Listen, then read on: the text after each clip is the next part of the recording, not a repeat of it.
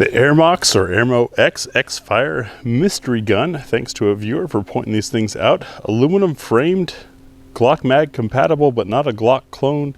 Interesting pistol, available for dirt cheap. Coming up, you'll see absolute first shots through the gun. Full mag +1 to see how these Turkish-made Glock pattern magazines run. We'll do the multi-mag test to see which aftermarket mags from the US it runs with.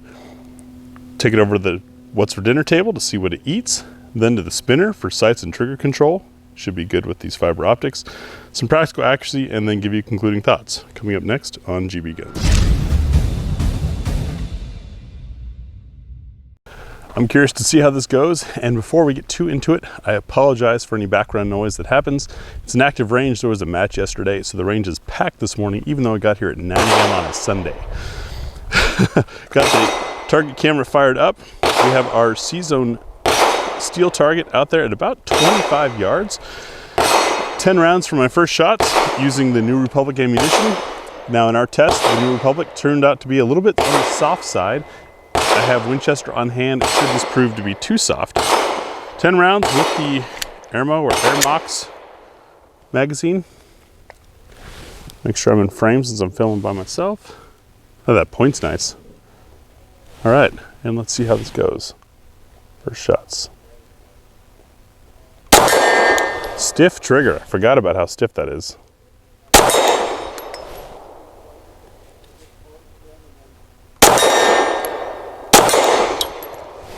Seems to be pretty damn accurate. And very comfortable.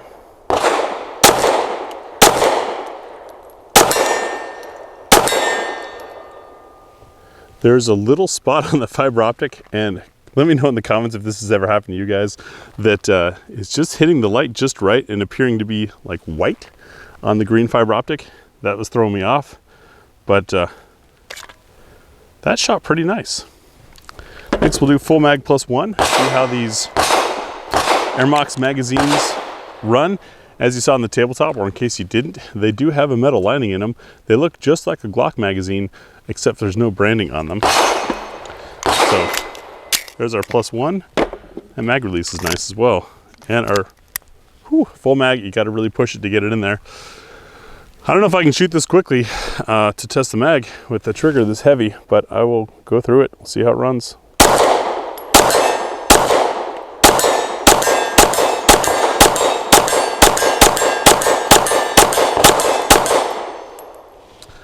No issues. It is a semi-precock striker, and as I was firing, out of the corner of my eyes, I could see the red dot of the striker protrude just before it went off. That kind of made timing shots easy. Nice. Now for the multi-mag test. This takes Glock pattern magazines. There are a ton of them out there on the market, and what I've come to find is, especially since they're using polymer, not all Glock pattern magazines are the same. They don't fit all Glock pattern magazine accepting guns, depending on, well, stacking tolerances, much like you have with ARs. So I have 9 different aftermarket mags here, 3 rounds each. Just gonna see how it fits, does it function, and does it drop free. Start that off with the Bull Armory. That went in really easy.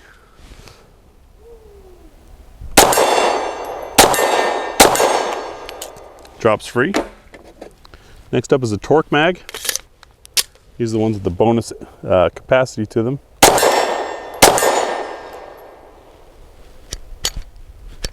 And we had a stoppage on our 3rd round. So it fit well, didn't function. This magazine will not be used in our What's for Dinner test. Now a new one, Go Safe. You may or may not have seen the video on this yet. This is a lockable magazine. It not only prevents the magazine from coming out of the gun, but locks up the slide and the trigger, which is kind of cool. That fit pretty nice. Ooh, nice tailored fit to the bottom of the mag well there.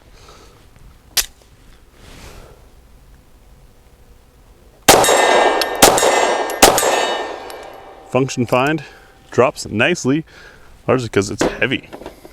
Next up, the Ulti mag. Fit better than most. What I'm finding so far, it seems, is because this is an aluminum frame, it accepts the broader polymer magazines. We've had a lot of Glock clones or Glock pattern guns not like some of the mags because polymer on polymer is more friction. Even this ETS goes in really nice.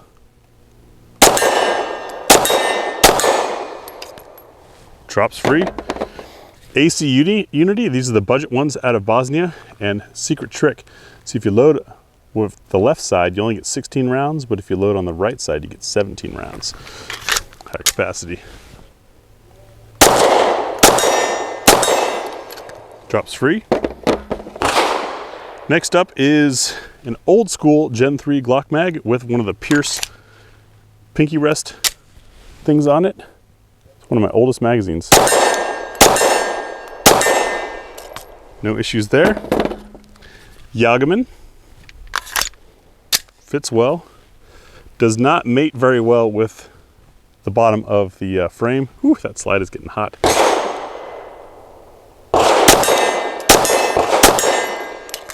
But functions well and drops free. And lastly, we have X-Tar.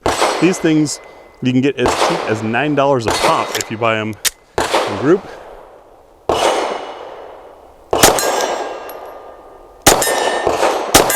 Lost my front sight there for a second. Drops free. All right. So we've got great magazine compatibility. Everything fit really well. Let's see what the gun eats over at What's for Dinner. And it's the crowd favorite What's for Dinner time. Thanks to our patrons and Ammo Squared supporters, we've got 50 grain up through 150 grain today. As I go by these, you'll see that the ogives in different locations. We have different case materials, different projectile types. We're testing 3 rounds to see what the gun will eat. Will it feed from slide lock? Is there enough energy and low enough friction to feed a subsequent round? And will it lock open on empty? The third round to reduce variables. Anything past that, testing the mag. If you're curious about trying any of this ammunition yourself, check the pinned comment over at gbgunsdepot.com is the full review of this firearm, as well as links to this ammo where we could find it at the time of writing. Thanks for our multi-mag test. We've got 10 mags, so this should be fairly quick. Got the target camera set up. There's our target. We are 7 yards away, and these are 2-inch circles. Not the most precise aiming point, but a general guide to get us there. We just want to see what the gun eat. The grouping is just kind of for fun. Our lightest load is my personal carry load, Liberty Civil Defense, 50 grain plus P. Didn't see anything about plus P in here in the manual. This will be on video, right? Circle number 1. I found that when I was shooting at the steel from 25 yards that I needed to hold a little right. I'm going to aim center. Man, this is loud ammo. Whew. But it shot well. No issues cycling. Next is Hornady's Critical Defense Light 100 grain. This stuff almost looks like a 380 round, a little short round will feed. Notice that the chamber design on this is different than a Glock. It's much improved. That was indeed softer. And we had a failure to feed, which Hornady Critical Defense Light does that sometimes with some guns. Because it's such a narrow, skinny, I mean, it's the same, it's 9mm diameter, but the overall length is awkward. If you guys haven't seen this up close, now you can and see why I say it looks like a 380. It's like a little pyramid. So that might be one to avoid with this gun. If you want to try it yourself, further testing is needed. Next is the Sierra Sportsmaster 115 grain hollow point. Tested the 124s a while back in comparing them through different barrel lengths, and that stuff didn't do so great. How's the 115s? Don't know yet. Just found a box at the local store. Circle number 3. Woo! Snappy. Man. You know, that was snappy, but very comfortable in this gun. This thing is really, really impressing me. I don't know if it's the weight or ergonomics. It's nice to shoot. SIG Elite Defense V-Crown 115 grain. If you're wondering about all the 115s, that's because it used to be true, and a lot of folks are still concerned that Turkish-made pistols are made for 124 NATO. Some of them are, if it's a military contract or whatnot. And what used to happen, let's say like 8 years ago, is we'd import something to the US, guys like you and I would go shoot some 115 grain, and then we'd have issues with it. So since I've never heard of this brand, I couldn't find really much, if anything, about them on the internet. I figured I'll try some 115s through it. See how the SIG works on Circle 4.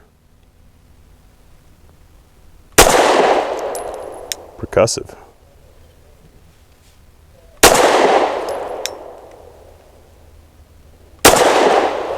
But shot very nicely. Good performance. That's a whole flake of powder from one of the previous rounds.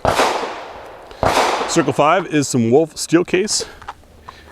We use steel and aluminum case for the ceremonies you guys do. It's usually cheaper. The problem with it is you've got higher friction coefficient between the cases in the magazine and going into and out of the chamber.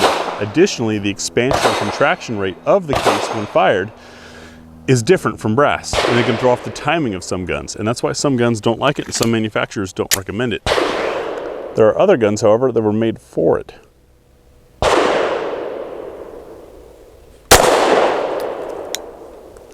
This stuff, believe it or not, Wolf steel case is one of the most powerful 115 grain loads out of the 23 loads that we tested recently.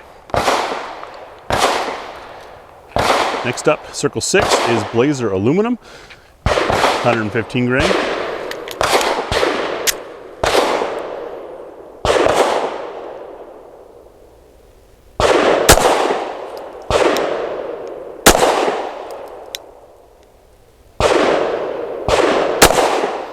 I'm getting used to that trigger.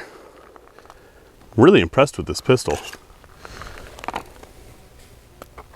Circle 7, Hornady Critical Duty. This is the 124 grain flex lock, not the 135. Tends to be a little bit spicier. Nickel plated case.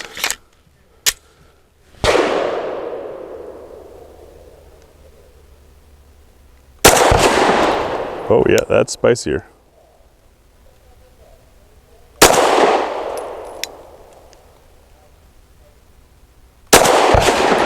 Saw some sparks out of that last one. No issues in the X-Fire. Moving on is the Federal Syntec synthetic jacketed hollow point. This is a fragmenting hollow point at 138 grain for Circle 8. And you notice I'm using all these various magazines too. So not only are we throwing variables of ammo, but magazines as well. Higher recoiling for sure.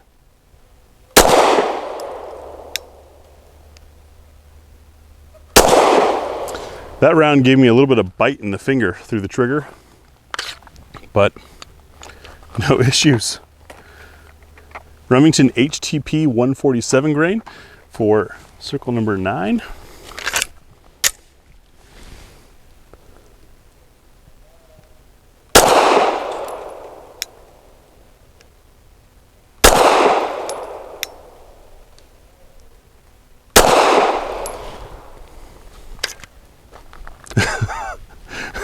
This may be the best $350 I've ever spent.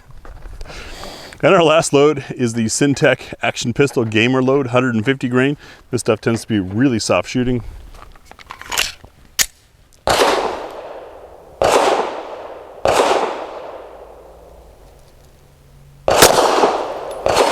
Did not feel as soft in this gun.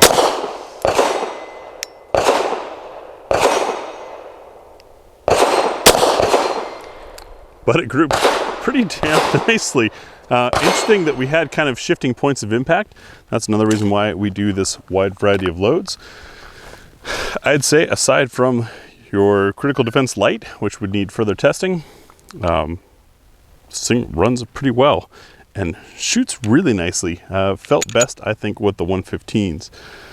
Next, let's do sights and trigger control over on the spinner, which will be interesting with this rather heavy trigger. That is our 6-inch spinner from Titan Great Outdoors. I am back about 13 yards away, standing next to the camera. I'll leave it zoomed in so you guys can watch. Use this target for sights and trigger control test because it's a small target at distance, and once I hit it, it starts moving, making timing a well-placed shot more important on the next one. The more you hit it, the faster it goes. Wicked cycle of doom and torture for the shooter. I have 8 rounds of that New Republic ammo. Not the strongest ammo. This is a 4-inch barrel though, so should be decent. With this heavier trigger, let's see how we do.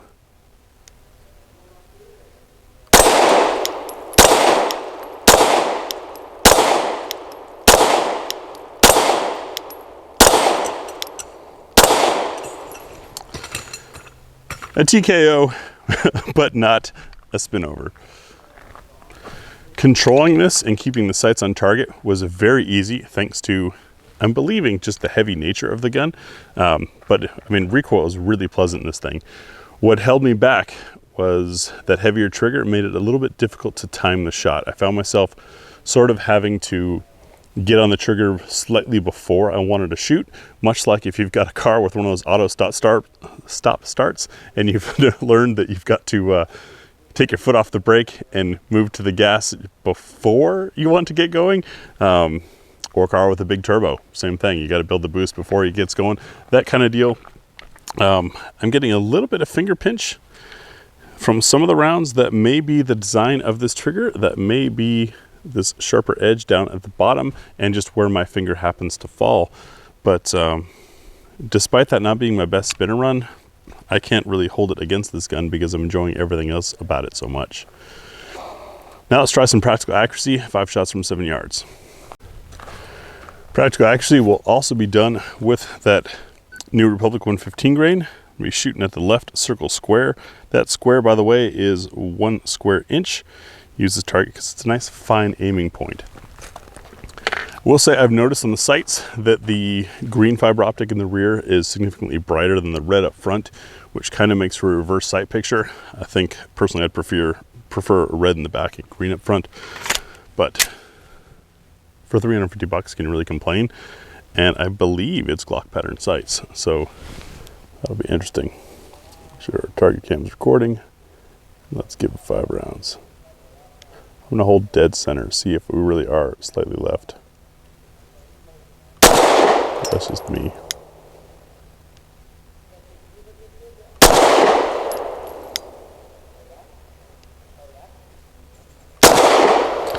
Also seem to be hitting a little bit high. That could be my use of these sights.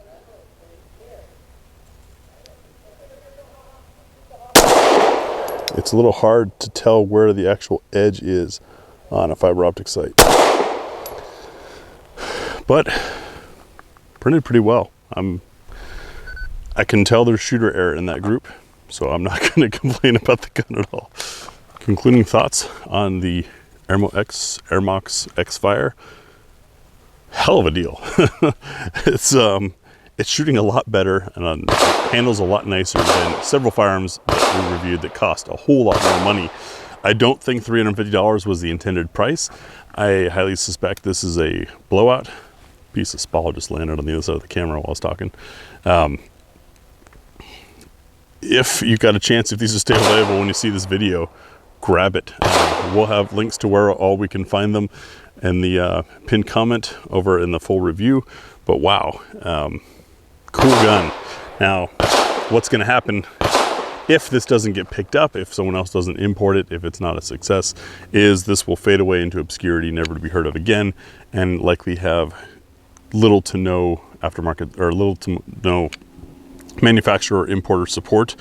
PW Arms has never replied to any of my inquiries about anything, so hard to know what their plans are. And this Ermox company I've never heard of.